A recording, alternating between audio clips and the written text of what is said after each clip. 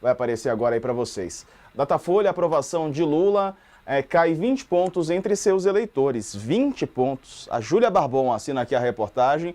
Ela conta que o declínio foi de 20 pontos percentuais entre quem votou em Lula nas últimas eleições. Deixa eu ver aqui. A maioria dessas pessoas migrou para o regular, que saltou de 27% para 40%. E parcela que responderam ruim ou péssimo foi de 7% para 13%.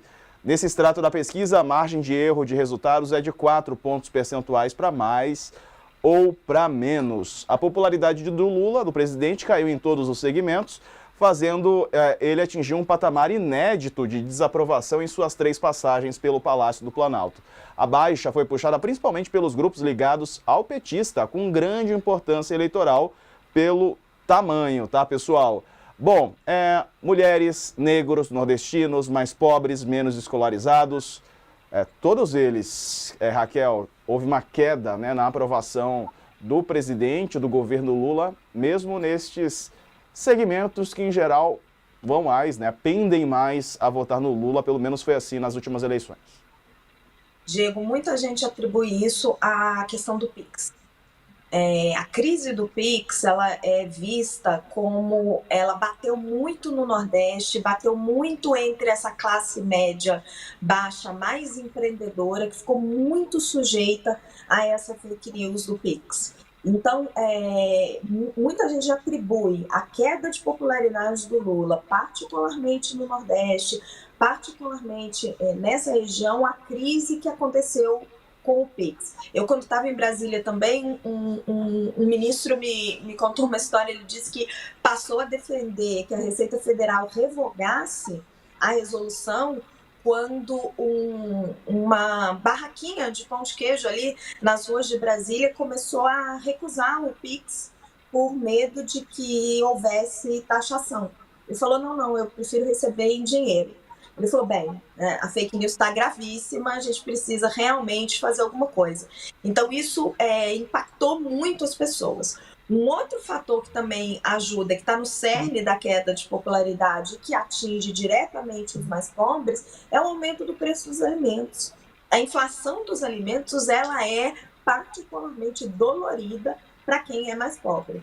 E isso acaba batendo diretamente no governo.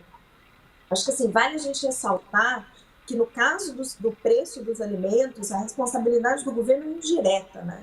O presidente Lula tem alguma responsabilidade quando você olha pela questão do câmbio, pelas declarações infelizes que ele deu lá atrás, pela dificuldade do governo de fazer um ajuste fiscal.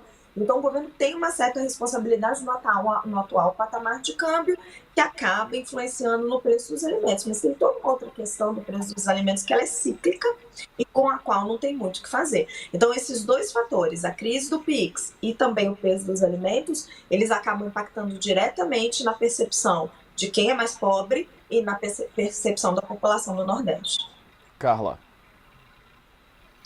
Esse dado é um dado, Diego, assim, muito importante para o governo olhar, porque tem duas coisas quais são os desafios da comunicação que o ministro Sidônio tem na mesa dele? Falar para fora da sua bolha, porque assim como o bolsonarismo, o Lula tem ali uma parcela de eleitores que o defende em qualquer hipótese. Mas não, tem esses eleitores que podem votar, que votam, mas que olham e veem uma questão que desagrade, como a Raquel colocou, o Pix pegou muito mal, e essa coisa dos alimentos é bolso do eleitor, né? É bolso do cidadão mesmo.